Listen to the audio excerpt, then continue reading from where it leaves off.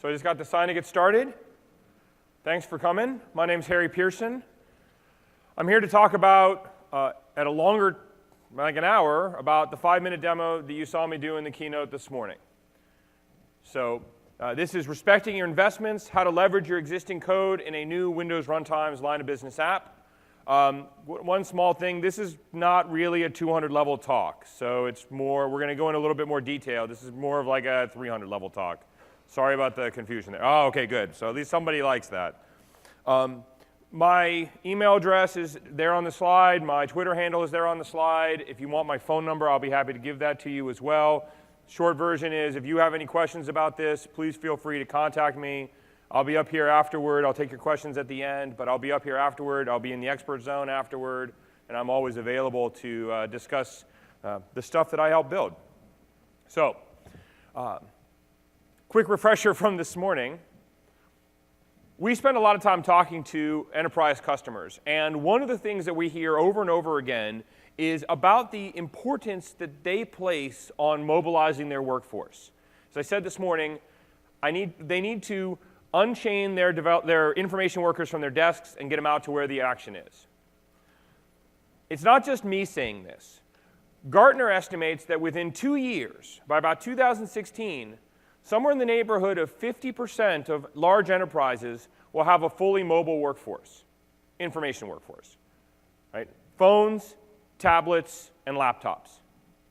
IDC estimates that in about that same time frame, there'll be 76 million corporate-owned tablet devices. When you combine that with the bring-your-own-device phenomenon that we see happening in the marketplace, that is a lot of mobile devices out there in enterprise computing. Mobile devices means mobile apps. I want to take my applications and I want to build applications for my mobile workforce so that they can be as productive as humanly possible while they are out doing their thing, when they're out doing their jobs. The problem, of course, is that most enterprises have a large amount of existing code, and they can't afford to rewrite all that code from scratch. Right? Sure, this is a new computing phenomenon. The whole mobile, the whole tablet, this is a new thing. This is new for computing. But that doesn't mean that I can afford to get rid of the last 10 or so years of corporate software development that I've been engaged in. Some of the customers that we talk to have hundreds, literally hundreds of custom applications that they've built on the Windows platform. That represents a massive investment that they cannot afford to walk away from, even if they wanted to. With Windows 8.1 Update 1, we're going to let you leverage your existing code while taking advantage of the new tablet form factor. We saw a demo of it this morning in the keynote. Now let's talk about a lot more on the details. We're going to talk about this in terms of three things. First, we're going to talk a little bit about policy. That's the less exciting part. That's the 200-level part of the talk. Then we're going to talk about using network loopback as an inter-process communication mechanism. And then finally, the bulk of the talk is going to be a drill down on the demo you saw this morning for brokered Windows Runtime components. So let's start by talking about policy. Let's get that policy stuff out of the way first and get into the really exciting technical parts. We've made a change as of Windows 8.1 Update 1 that side-loaded Windows Runtime applications are now allowed to communicate with other processes on the device. I'm sure everybody here has read in great detail the Windows Store certification guidelines, right? Everybody here has read those? You have insomnia, right? Okay. So there's one in particular, requirement 3.1, that says Windows Store apps must not communicate with local desktop applications or services via local mechanisms, including files and registry keys. Now, we had a good reason for doing this, right? Windows 8 introduced a new confidence model for applications that you acquire via the store. This confidence model, among other things, it's a confidence model, it's a deployment model, it's a development and app model, is intended to give consumers confidence that the applications that they download from the store are not malicious, will not mess up their machine in any way. And so we make developers declare the capabilities they're going to use. I'm going to talk on the network. I'm going to talk to the music library, what have you. We run all of the applications in isolation via a technology known as the app container. And it's important for consumers to have this experience. But in going out and talking to enterprises, what we found is that this app container isn't really necessary all the time. I had one customer who was like, we're talking about an application we developed running on a device that we own being used by an employee that we pay. Why do you have this extra layer of confidence enforcement in the middle of all of that? Good point. So we changed it. The reality is enterprises need this flexibility. They need the ability to trade confidence for capability. We have all of this existing code. We need to be able to run it. Sure, that means that the system isn't going to provide the same level of confidence for these side-loaded enterprise apps that they will for apps acquired from the store. But again, for the enterprise who has other mechanisms for enforcing confidence, that's a trade-off that they're willing to make, and we're willing to let them. So we now allow for inter-process communication between store apps and code running on the desktop. Typically, this is going to mean local services, but it could also mean local applications. This only applies for applications that are side-loaded. There's a talk later in the week about deployment. We are also making some changes to side-loading. I know that this has been a hot button for a lot of folks about the requirements that it takes to side-load applications. I'm not an expert on that, so I don't want to spend time talking about it. But John Vinsel is doing a talk, I believe tomorrow. I've got a link to it at the end of my deck, on deployment of side-loaded applications that you might want to go see.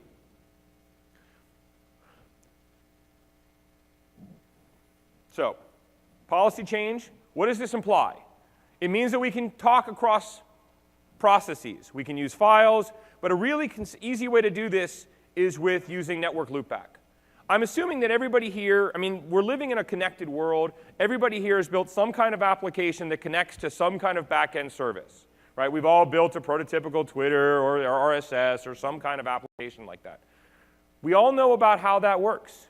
What's great about using network loopback is now we can do all of that type of work on one machine. So I can host whatever code I want in my back-end service running on the device and access it from my front-end code. Now, as I mentioned, by default, applications are isolated from each other. Modern Windows runtime applications are isolated from each other. But it turns out we have provided a mechanism to disable that isolation since we shipped Windows 8.1. That firewall is there by default, but you can turn it off. You can turn it off as an administrator, or you can turn it off programmatically. Let's see a little bit about how this works. Right? By default, when you install your Windows Store application, it's blocked from talking to loopback. Even if you declare the network capability that doesn't allow you to connect back to home, 127.0.0.1 or localhost. But using a tool called CheckNet Isolation or running an API that's got a really long name, we'll talk about it in a minute, I can't ever remember, it's network isolation, firewall, management, hoo-ha, wah, but it's a really long name.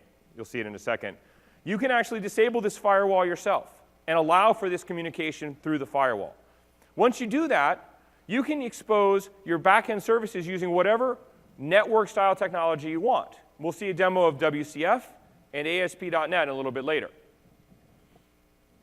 So here are the API. This is the API I was telling you. So CheckNet Isolation is a command line utility that ships in the box, has shipped in the box since Windows 8.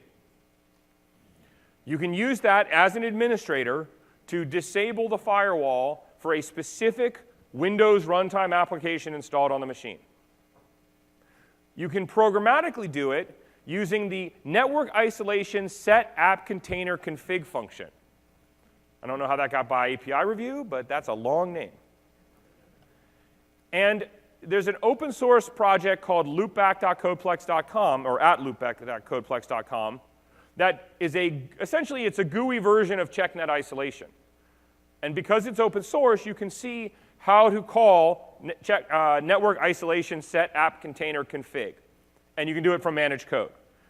So a scenario here is that you might add that call. If you have a local service, you might add that call on startup to ensure that your application is always available. Your modern application can always talk through the loopback firewall. Or you can do this with, say, logon using the CheckNet isolation utility. Let's see a little bit about how this works.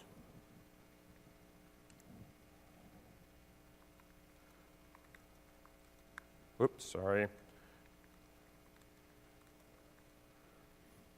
So, CheckNet isolation loopback exempt -S will give you a list of all of the applications on your machine that are allowed to communicate through the firewall. As you can see here, that list is currently empty. I forgot to pump the font on this. Give me 1 second here. Let me just make that a little bit bigger so it's a little easier for everybody to read.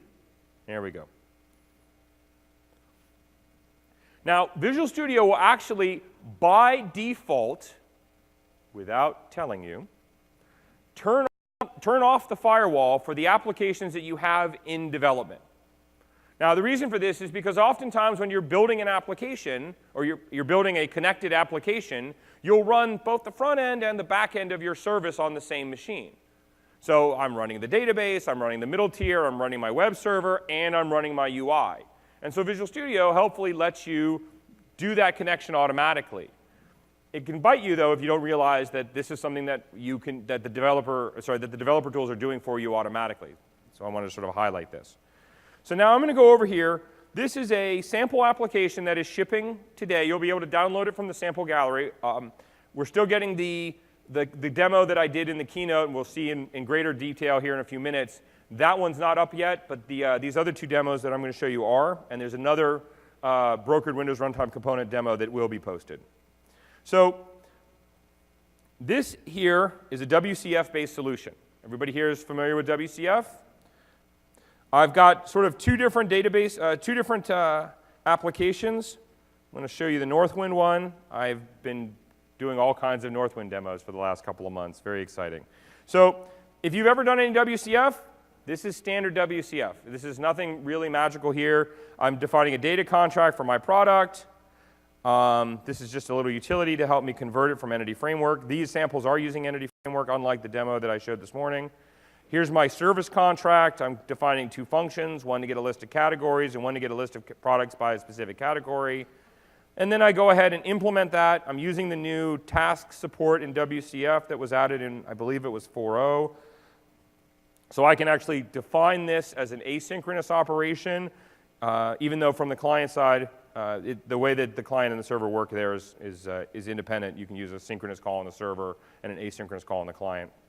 And this is just straightforward Entity Framework, right? This is nothing really special, nothing really magical here. Now I'm hosting this in a console app.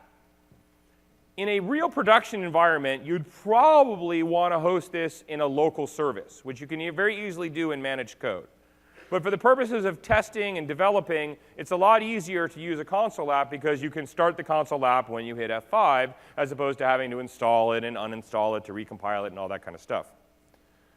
My entry point for my function is pretty straightforward. I'm using the NetTCP protocol. Obviously, interop over HTTP isn't really important here, so I decided to use a lower level protocol, which would be a little bit higher performance. I'm hosting two services. The book service is just a wrapper around an XML file, and the Northwind service is just a wrapper around the database. I'm hosting these services. This is all the way you do programmatic WCF. I'm just hosting those, and then when the time comes, I can hit enter to stop the service. Now I'm going to start this manually for a second, because I want to demonstrate how you then can consume that. So I'm just dropping the URLs right there on the command line. I'm going to copy that, and I'm going to go into my service client app, right? And I'm going to right-click and use Add Service Reference. This has been in Visual Studio for a long time. Guess what? It still works. So now I can just type in that address here, and it will automatically detect the WCF service that's running. It will automatically generate a client-side proxy for it. I've already done that in this case, so I'm going to cancel out of this. But as you can see here, I'm going to load up this scenario 2 file. You can see that I'm just creating a new instance of my Northwind service client. just newing it up like I would in any other kind of WCF implementation. Now let's see this actually run. I call it get categories. It takes a second because it's having to load the SQL Express database, and I can now make additional queries against it. This is very similar to, this is obviously a much less cooler designed app. You can tell Harry wrote this one, and we had professional designers do the one for the Northwind demo this morning. Harry's design skills, professional design skills. Anyway, so, but again, this is basically the same thing, right? Give me a list of categories, give me a list of products that are in that category. Now, what's interesting is if I shut this down, oops. Oh, I tried to, when I hit F5, it tried to launch the service, but remember I'd already launched an instance of the service, so it's complaining, hey, there's already something listening on that service. So let me shut this down. Now I'm going to come back to the command line, and we're going to show a list of isolated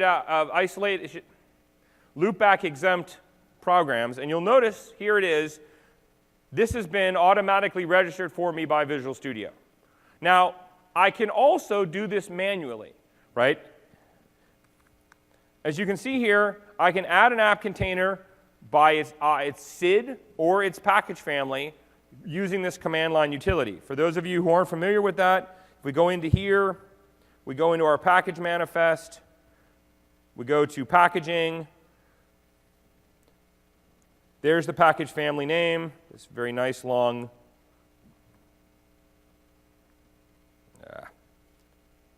This package family name, you put that on the command line with that CheckNet isolation application, and it will disable the loopback firewall for this specific application. It's important to realize that this isn't globally on the box. You disable the firewall for individual applications. You don't have to disable it for everything. It does mean that the applications that you disable the firewall for can access any local network port that you're exposing on your machine. So if you have multiple services running on the machine, all of your modern apps that have the firewall disabled can access all of them. Not a good thing or a bad thing, it's just something to be aware of.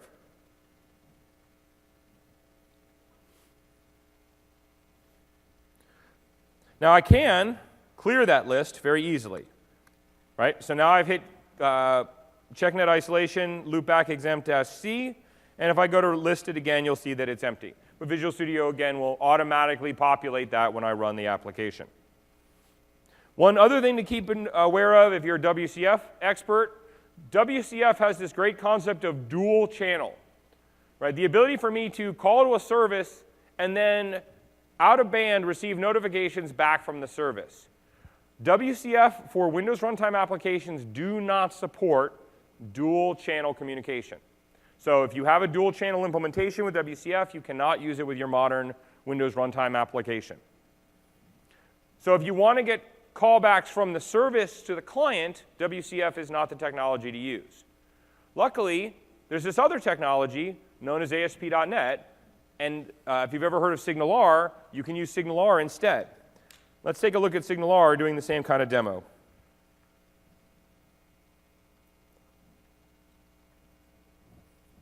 So here, I'm sure you're going to be very shocked. It's yet another Northwind demo.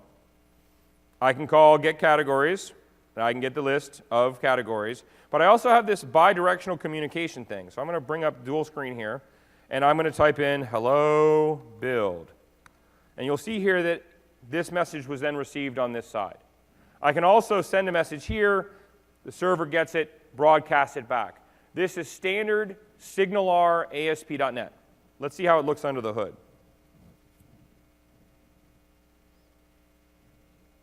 Oops. Go back to CheckNet isolation. Oh, look, there's the REST service client app. Again, Visual Studio automatically automatically disables the firewall for you as you build your application. It's part of the Visual Studio deployment process.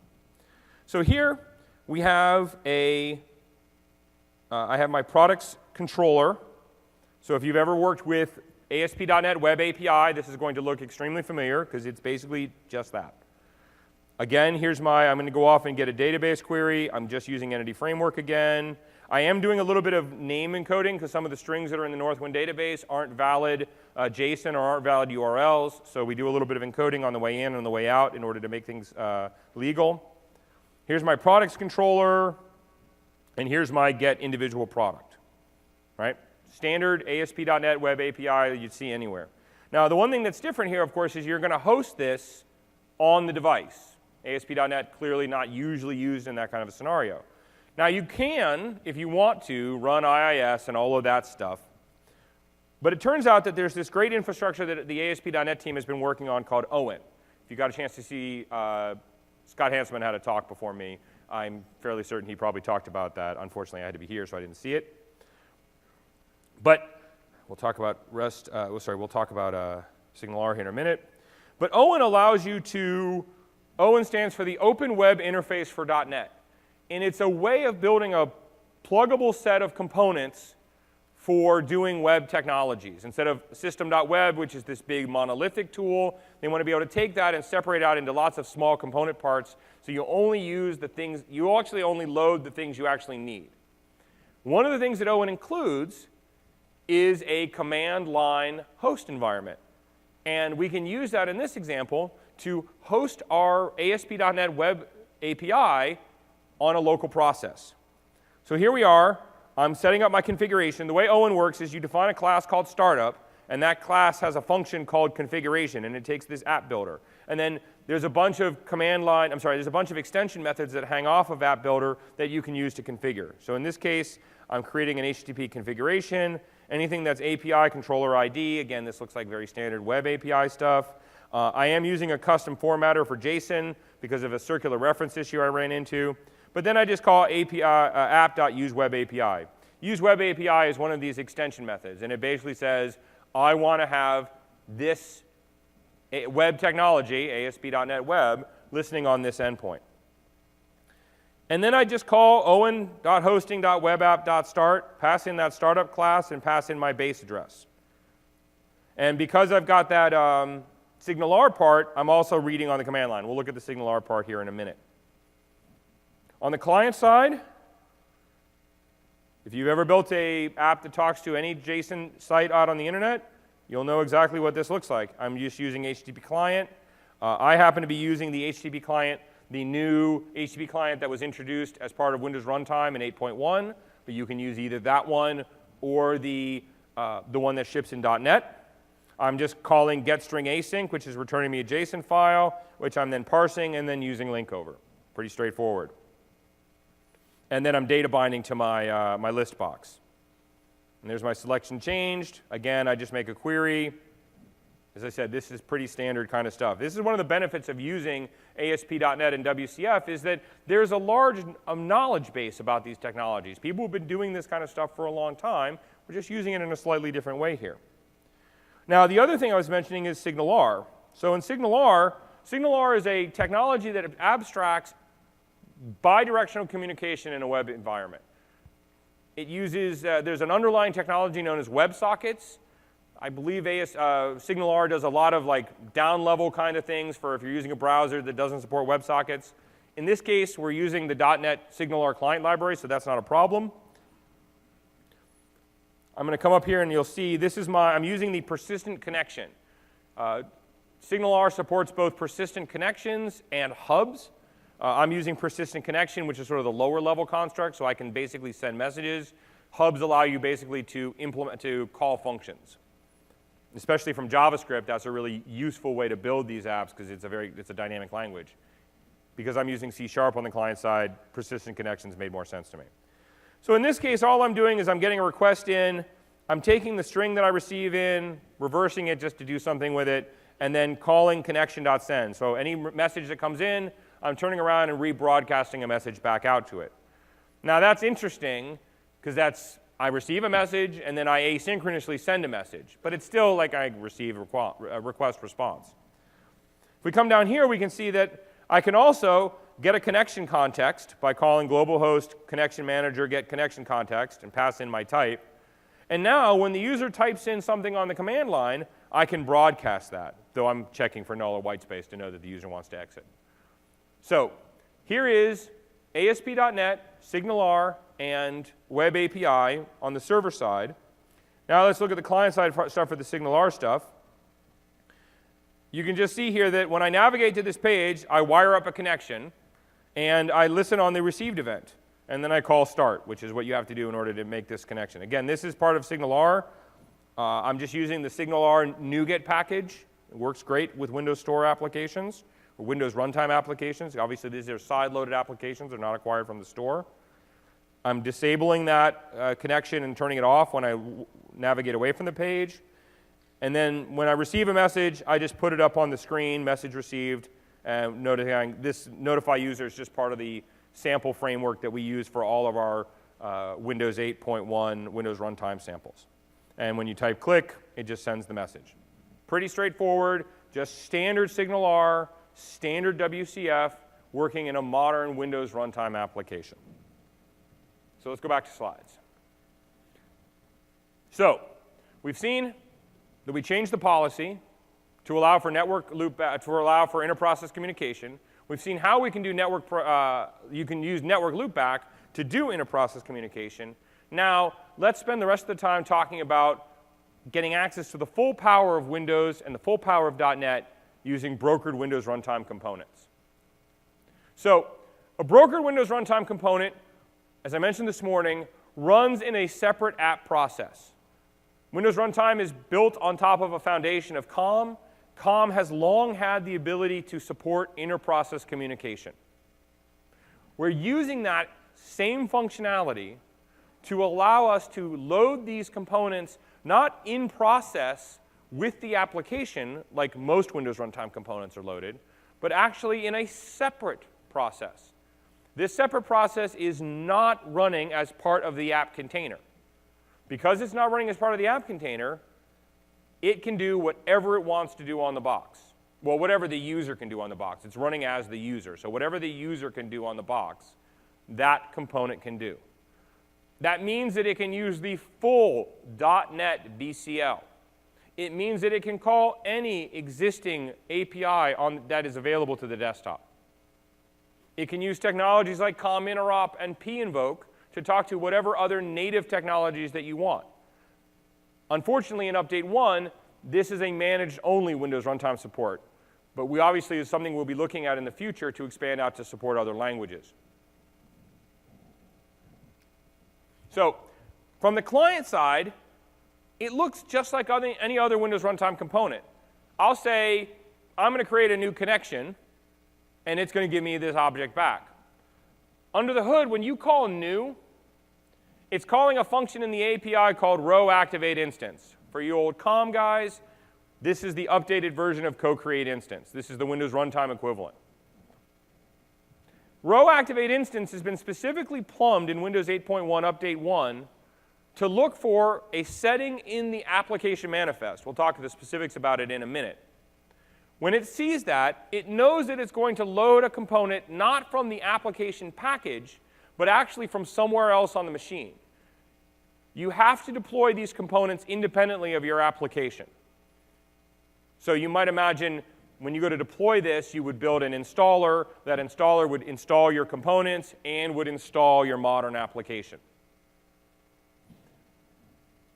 When it sees this configuration, it then will call and load the component inside of a standard process that we ship in Windows called DLL host, and it leverages CLR host. This is just the standard out-of-process hosting mechanism for Windows and the standard CLR hosting process implemented by DevDiv.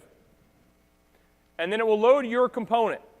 You'll notice it's called, in this case, that should actually, screwed up my slide, sorry. That shouldn't say MyAssembly. That should say nwindrt.winmd. Right? This is a true Windows Runtime component. It follows all of the same rules that any in-process Windows Runtime component has to do from a type system and public surface area perspective. The only difference is, because it's loading in a different context, it has access to different APIs.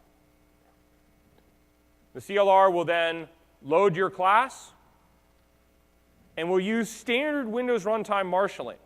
Now, you may actually not know this, but Windows Runtime has supported out-of-process communication since Windows 8. Anybody here use the Mail, Calendar, and Contact app? Right? The way that it's implemented internally is that there's a common service process, or a common, this is where we get into weird COM terminology. It's a COM component, out-of-process component, that's shared by all those apps. But that service process is running in the app container. It doesn't have any more access to the system than the modern applications that sit in front of it. This is different because this DLL host is running outside of the app container. It can do whatever it wants to on the system. It does mean that you need to have a mechanism to communicate across process. You need to implement a proxy and stub in order to make this work. Now, luckily, we generate that for you. And you'll see that when we get to the demo. There's like one little def file you have to write, and everything else is generated for you automatically. You don't have to write it yourself. We actually have a tool that ships in the box that will automatically generate all of the proxy and stubs you need based on the metadata that you define when you define your class. So you write your C# class, your VB class. We will generate the proxy and stub for you automatically, but you do have to compile it, and you do have to deploy it. Windows runtime components are always, that you activate, that you can call new on, are always registered in the manifest. Visual Studio does this for you by default for in-process components. Unfortunately, we haven't gotten that implementation in for these new brokered components. So you have to manually add this information to the manifest yourself. Luckily, not that hard. This is what the manifest looks like, this section of the manifest. Obviously, it's not the whole manifest. We have a section, it's called an extension, for doing in-process servers. I realize that these are out-of-process servers. There's a good technical reason. We'll get into it if you want to talk about it personally later.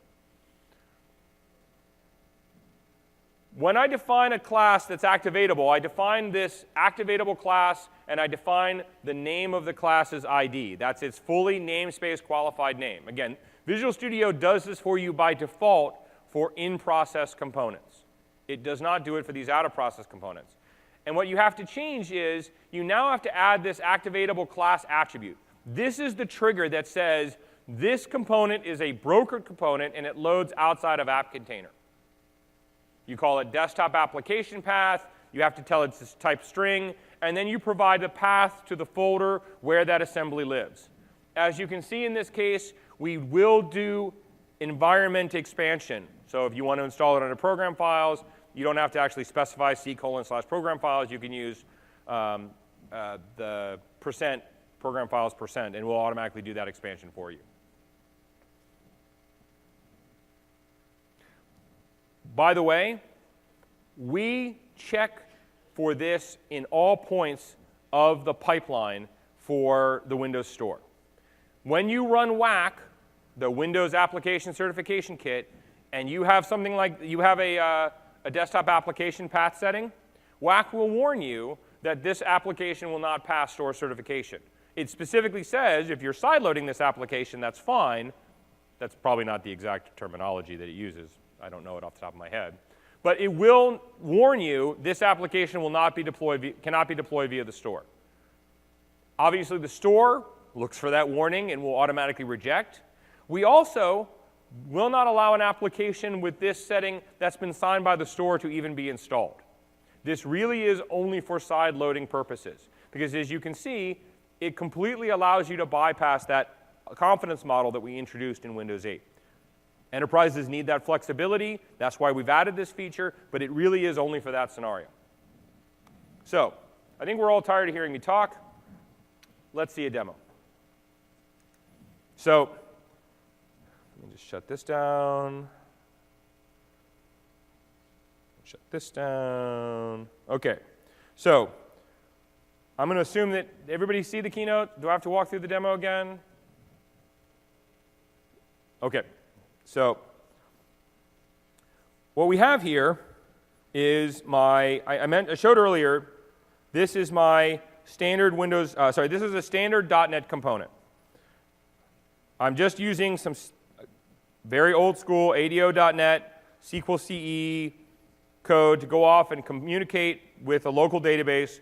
That same query, give me a list of categories, give me a list of products in a given category. Now, I've built a Windows Runtime version of this wrapper for this component. And as you can see, I'm just referencing it like I would reference any other assembly, right?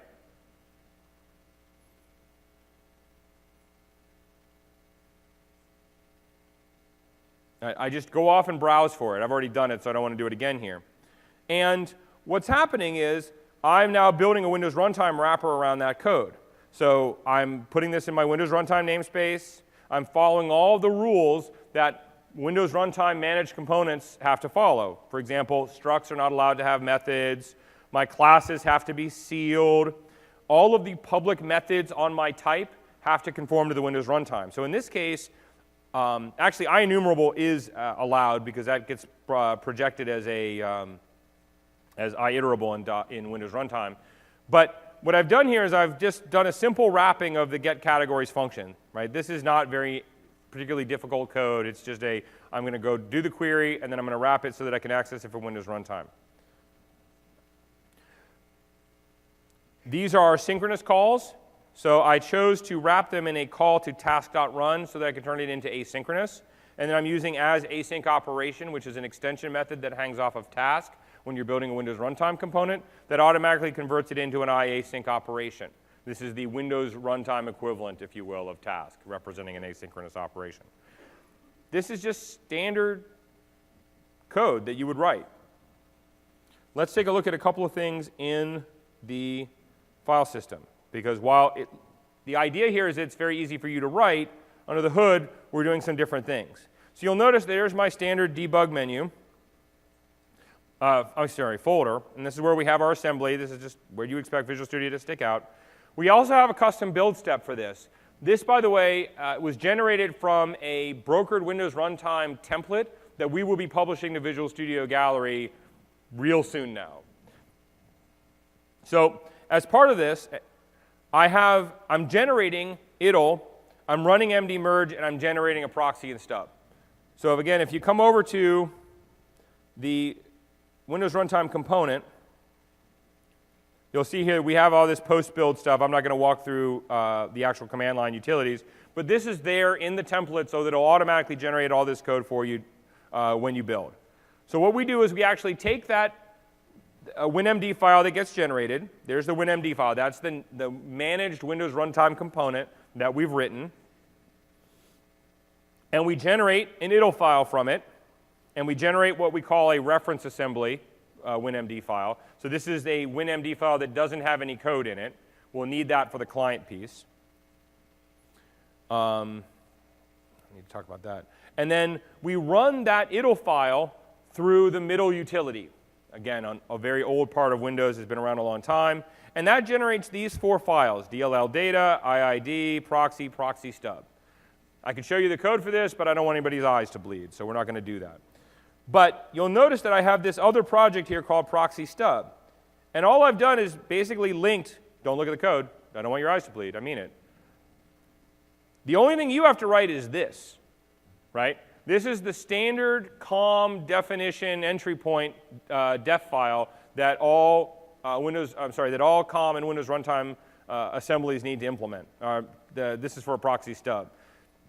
So as I said, if you've known COM, you're probably familiar with this. This is all you write. Everything else is generated for you automatically. That then spits out the proxy stub DLL. All you need to do is register that on the machine. You do that by calling regserver32. This sample will also ship with this PowerShell script that I wrote that will allow me to automatically deploy and package all of the components that I need for the out-of-process, the brokered component. Because of the way PowerShell works, I have to be running as x86. So if I launch from an x64 process, I relaunch myself as x86. Let me tell you how long it took me to figure that one out. I look for all of the processes that DLL host processes, looking for ones that have loaded the proxy stub DLL. Now, we will automatically shut down the DLL host process after a predetermined rundown period. I think it's like a minute or something. But when you're debugging and you're wanting to deploy a new version, you don't want to wait for that. So this script will automatically stop the DLL host process so that you can deploy a new version of your code. Then I'm copying all the files that I need out to this folder. For the purposes of this demo, I just copied it to the root. Again, this can be anywhere you want to put it on the machine. It does not have to be in the root. You can put it under program files. I just didn't do that for the purposes of this demo. There I am copying the files. I'm also, for the purposes of this script, I'm also saving off the date of when the file for the proxy and stub was updated. Unfortunately, because it's being registered globally on the machine, you have to run regserver32 as admin. So I'm only doing that if the proxy and stub file has actually changed. I have to set up the security for that folder correctly so that it's available to modern apps. And then if the file has been updated, I call regserver32 as admin using the PowerShell. If you pass -verb run as, it'll automatically run as admin. So now on my client-side code, that proxy stub stuff is kind of ugly. It's one of the things that we want to improve going forward, but unfortunately that's the way it is for now. On my client-side code, I'm just building Windows Runtime stuff. I have to go off and I need to reference that the reference assembly, the version of the WinMD that doesn't have any code. And that you can see that right here. I've just referenced it. And now I'm going to write code that's going to talk to it. So if we look at the categories page, I'm sorry, that's right, it's in the view model. So if we look in the view model, you can see here that we have a function called load categories async, and it'll just load all of the categories. It'll call that database library, and it will automatically populate an observable collection that's data bound to the UI. And here's the same thing for the products category. Same basic idea. Now, the other thing I've done here is I've implemented a file watcher. Now, this is not really a great demo, but you can imagine a scenario where I want to be able to do processing on the backside and notify the front end of things that change. When we saw the SignalR demo, we were able to do something on the server and notify the client. We can also do that with Windows Runtime components as well. So what I've done here is I've implemented, in my data access layer, I've implemented a file watcher. So I'm just using the standard System.io file watcher class. Right? Again, the whole point here is, in my brokered component, I can use whatever part of .NET that I want. No limitations. And I've defined an event. And I'm passing it a string, the name of the file that got created. And so I'm watching for events where the watcher will raise a created event, and then I'm going to call my file created event. Now, the reason this is interesting is that when this pops up, I'm going to show a toast. So here you can see I'm creating my watcher object when I launch my app. I'm subscribing to the file created event. And when I receive a file created event, I'm going to create a toast. So this is all just sort of standard toast functionality. Let's see that in action real quick just to show you. So if I come off and I go to the Northwind demo file, and I say new, let's just say text file. Oops. Okay. That's not a good sign. My demo worked this morning, so apparently it's not allowed to work now. Let's try this again. Close that down.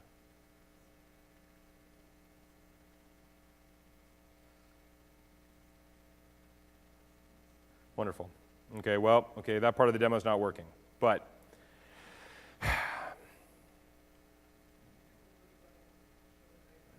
yep, I can try that. Let's see here. Well, actually, you know what? I want to demo debugging anyway, so let's try that. So because this is running in a different process, Visual Studio will not attach to it automatically by default. But I can debug it. I can add a. I can actually attach that file to that process and debug through it. So let me just launch this app again. I'm going to come into Solution Explorer, and I'm going to go in. This is my. I'm connecting to the database component here. So I'm going to put. We'll put one here. Actually, that's not a good place for it. Yeah, here. This is the one. You'll notice that this has got the empty circle. Because I haven't actually loaded this code, in the process that I'm debugging, Visual Studio says, okay, you've got a breakpoint here, but I'm never going to hit it because I'm never going to load it. So now what we need to do is we need to actually attach to that process. So I'm going to hit attach, and I'm going to look here for DLL host. Luckily, there's only one DLL host running on this machine right now, and it's of type managed, so I can look for it. So now I'm going to attach to it. And now I'm going to come back here, and I'm going to click through, and you'll notice that I've actually debugged it. So I'm now debugging two separate processes, both my client process and DLL host process, and I can hit breakpoints in either and walk through my code. All I have to do is add that attach, and I can fully debug my code anywhere I need to. So you can see here, I'm just going to run the code using yield. Very exciting. Now let's come back over here and try see this and see if this actually fires the debug. Okay, so that's working. Let's put an event. So I'm triggering the event in the file watcher. So the question then becomes, why am I not triggering the event in the app? Because I have a really cool demo to show you guys. I'd really like it to work. Okay, so file created. Okay, so it's definitely firing. I'm not sure why. Visual Studio has hung on me. Wow. I used up all my demo karma this morning, folks. I'm really sorry. Okay, so it's definitely debugging, but it's definitely getting through to here. My part is working. Everything in front of me, I can't control. The reason I really wanted to show you this is because it turns out there's this extra functionality you get with Windows Runtime brokered components that you do not get with network. And we might be able to see it. Let me try one last thing here. Try one last thing here. I don't know if this will work. No. Okay, well, let me just try this. So, this is still running. Let's just kill that. So, one of the things about Windows runtime applications is that they automatically get suspended by the system, right, when they are not in the foreground. We've plumbed through brokered Windows runtime components so that when they raise an event, they will actually activate your client application for a small window of time for it to process that event. It doesn't bring the app to the foreground, but it does allow the app to process this incoming event. Network will not do this. So if you send a network protocol, like a SignalR call to your client app, and your app is suspended, it'll get queued up. And it will then get processed when the app is reactivated. If the app never gets reactivated, that message gets lost. With Windows Runtime components, we automatically wake your application up. Hopefully, we'll be able to at least see that. So you can see that my application is suspended. Of course, I can't really see it very well. And okay, you're going to have to. So you can see that this app is suspended. I drop a text file in here. And yeah, no, the demo is definitely not working. Great. So I'm not sure why it's not working. I apologize for that. I will fix this and blog about what I did wrong. But this should wake the application up so that it can process the event. That event is obviously not getting delivered correctly. So sorry about that. Okay. So that's very odd. No, you don't have to put anything in the question was, do you have to put anything in the application manifest to make it wake up? You don't have to put anything in the manifest to make it wake up, but you do have to register the component, which is obviously working because otherwise we wouldn't be able to call out to it at all. I showed you this in slides. Let me just show it to you in XML. You have to open up your manifest in XML view. There's no pretty UI for editing this.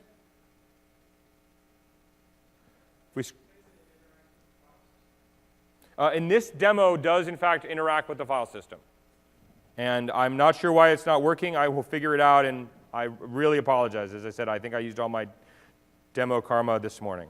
Anyway, but you can see here, we're registering both the database access component and the file watcher component here in the manifest, and we're specifying the same data access path for both of them. So you can obviously, in this scenario, if I want to have multiple client applications that use that same component, I can have them all talking to the same folder. I don't have to deploy multiple different apps, multiple different components. I can just deploy that component once and use it for multiple client applications. Okay, so let's go back to slides. Finish up here. So just to cover the differences between network loopback and brokered Windows runtime. The first is that network loopback, there's no new technology in the box. This is a policy change. This actually works on Windows 8 and Windows 8.1. Brokered Windows runtime components requires update 1. Network loopback gives you a network-style API, WCF, ASP.NET, MVC, SignalR, what have you. By the way, that doesn't mean you have to use those technologies. If you want to go off and build a Ruby or Python or Node service that's always running on your machine, your client app can talk to that as well. I used WCF and ASP.NET because we're at Microsoft Build Conference. You can use whatever you want. The WinRT requires you to use a WinRT programming model. In both cases, you're probably wrapping a bunch of existing code. It's just a question of what you'd use to do that wrapping. Network loopback requires a network service to always be running and listening on that network port. In the Windows runtime scenario, we load those components on demand. If you don't call out to them, they never get loaded. In the in the network loopback, even if the application isn't loaded, that service has to be listening because there's no way for the application to know that the service is going to be needed at any given point. And while my demo failed, network callbacks will not activate suspended apps. Windows runtime, I promise you, brokered Windows runtime components will wake up suspended applications and allow them a small window of opportunity to process incoming requests.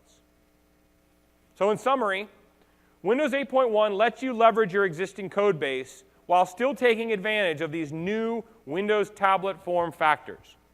It does so 3 ways. We've changed the rules for side-loaded Windows runtime apps. They are now allowed to communicate with other processes.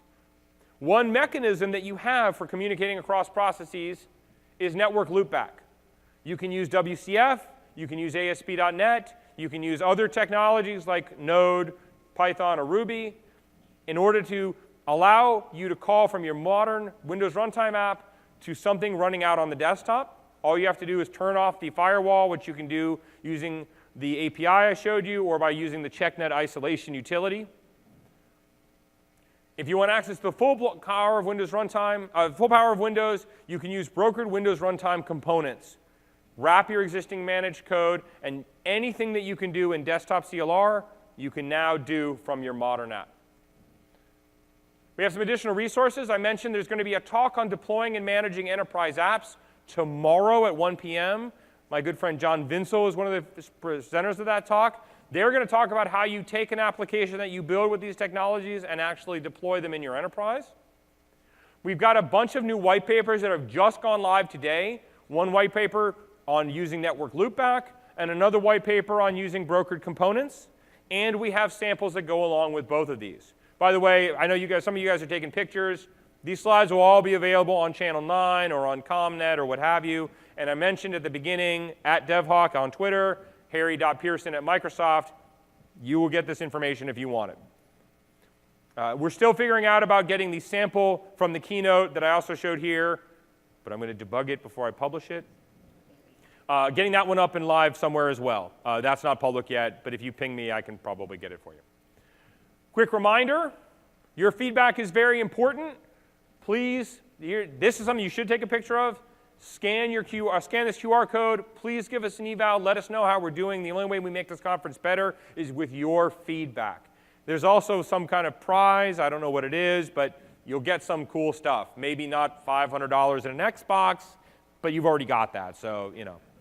Okay, so with that, we've got about a little bit under 5 minutes, about 5 minutes for questions. There's mics in the room. I'm happy to answer any questions. Otherwise, thank you so much for coming, and I hope you enjoy the rest of your conference.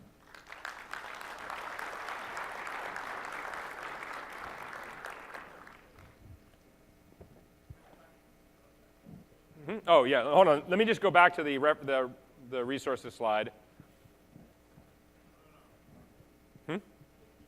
Oh, the QR slide. Oh, there you go. Yeah. I'm sorry. Go ahead. Can we get the mics on for the questions? Try now.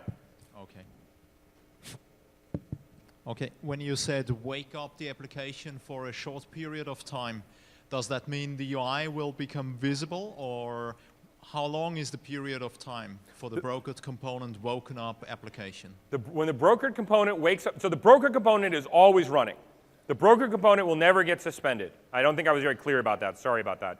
The UI will also not be shown. So the application is still on the backstack. That doesn't change. However, it will turn the app on and let it process. As you probably know, when an application is sent to the backstack, it gets a small window of time before it gets suspended. This is kind of like that. You get a small window of time, it's like 5 or 10 seconds, where you can process that message, and then the application gets put back to sleep. But the component never gets suspended, and the UI never gets shown. It just means that when the application gets switched back to, it's already been updated, as opposed to having to do a bunch of work like, oh, I received all these messages while I was asleep, I better go process them. So the regular UI lifecycle will not start. The only thing that really works is this single event handler. Just the one event handler will fire in that scenario. Thank you. So, Yeah. yep. Question around this kind of functionality. Would it work for RT devices? I mean, I'm assuming this is for x86 and 64. Yeah, this functionality is for x86, x64 only.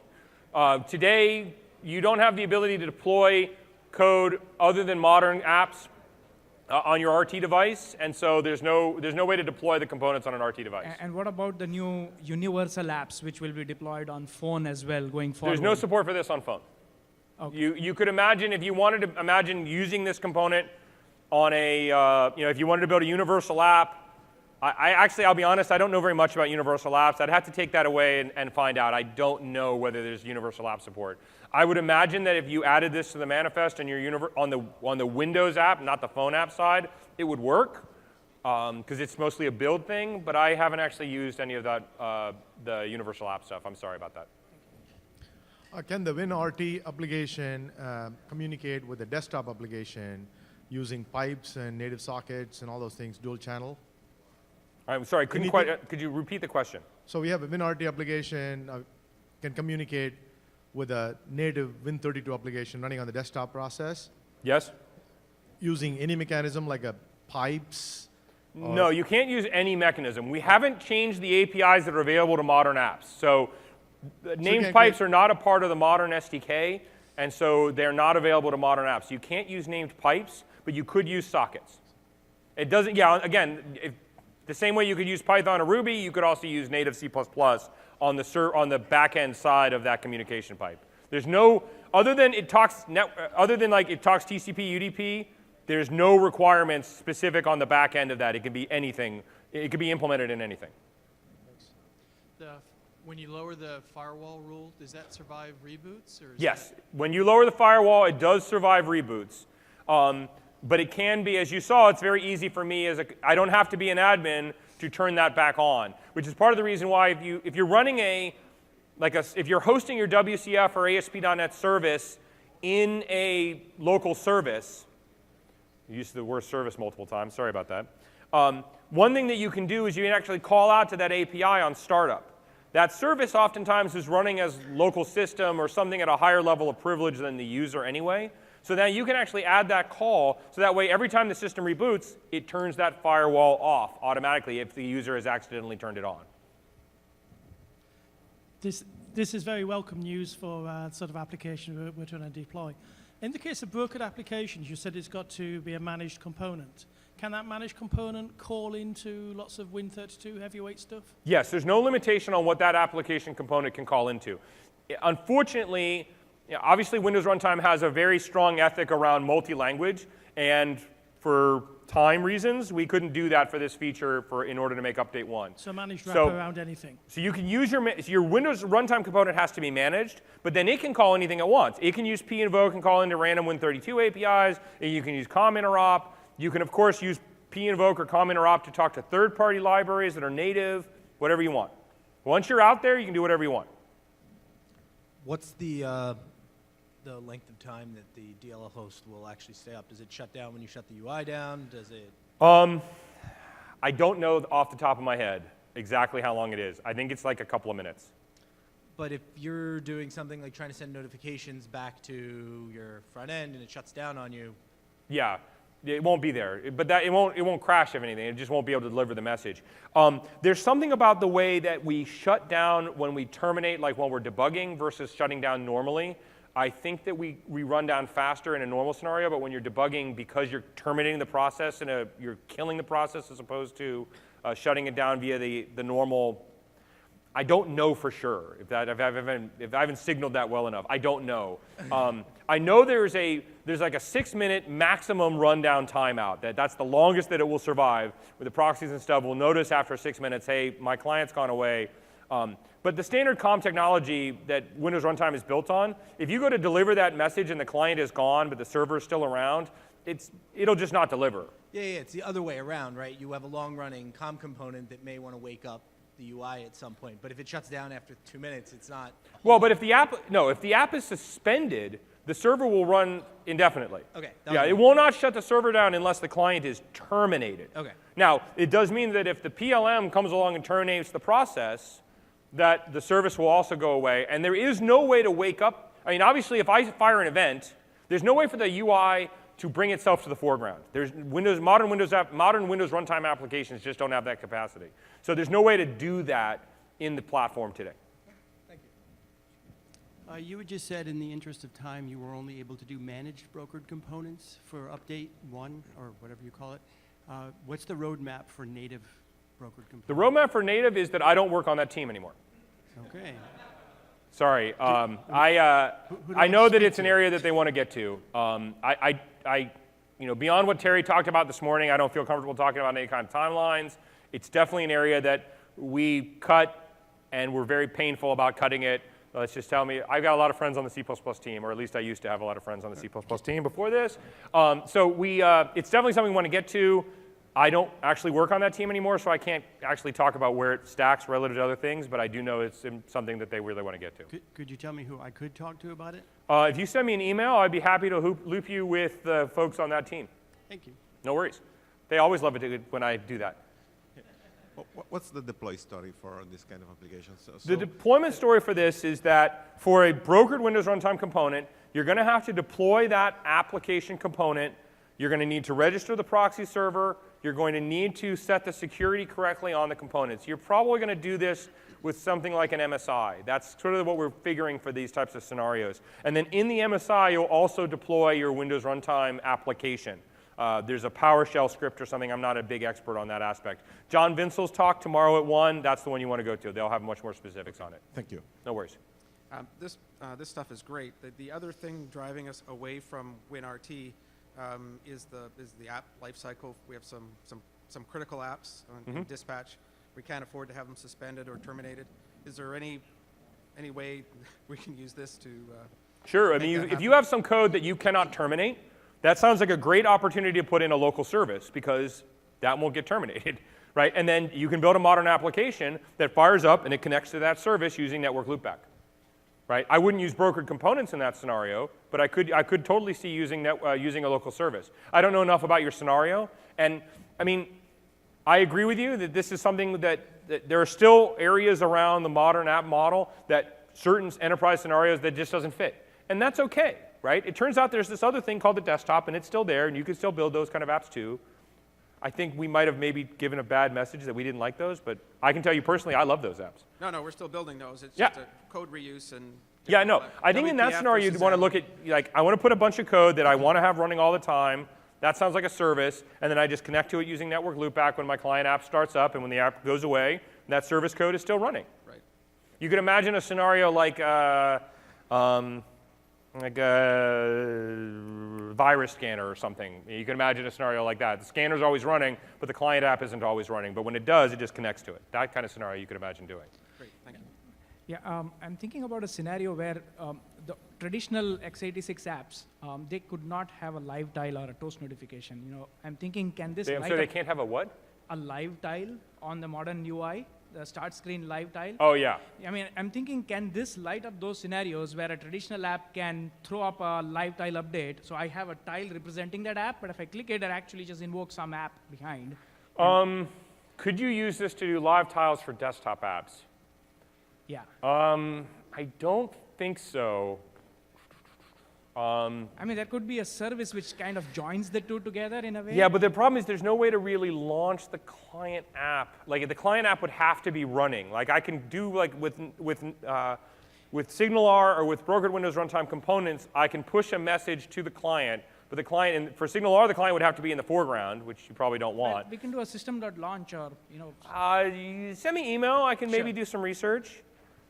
I'm hoping that we fix that. Right? If you're going to get the start menu back, maybe we can fix that one while we're at it. But I mentioned I don't work on that team anymore. Hey, so this is great, and it solves a lot of problems we've had with migration paths of I'm glad. legacy apps. That's why we did it. What I haven't quite figured out is whether or not I can actually use it. Are there changes to the policies in which users are able to sideload applications? Are there changes to policies about which applications? Which users are able to sideload applications? There are changes for that. You'll want to go to John's talk. We've heard a lot of very negative feedback about the rules. My understanding is that we've basically changed them to say if you're domain joined, you can sideload for free, no additional license required. But I don't know where I can go to point you that says that officially. But John probably can because he's the guy who drove that stuff. So 1 o'clock tomorrow, go talk to John, tell him Harry said hi. So one of the questions is about localhost binding. Why don't you just bind to the IP address that you're given rather than localhost? Wouldn't that, if you just bind to that, it would work before? Firewall would block you either way, as far as I understand. I don't think you could do that. I don't know, to be perfectly blunt. I've never tried. So if you're on another machine and you talk to the other machine and you just go crisscross? Oh, well, no. When you say I'm going to host on localhost, you're only listening on localhost. So like one of the concerns we had with the security guys when we first started talking about making this policy change is, does this mean that if I fire up, like I'm going to put an HTTP endpoint on my client A, can I now connect to it from client B? And the answer is no. If I bind to localhost as the service, it's only available to localhost. Now, if you want to do some kind of peer-to-peer networking thing, go to town, right? That's cool too. I'm pretty sure the loopback adapter, the loopback firewall will block you from talking even if it's bound to a public IP address, but I gotta be honest, I don't know off the top of my head. Okay. So, looks like it. Thanks guys for coming.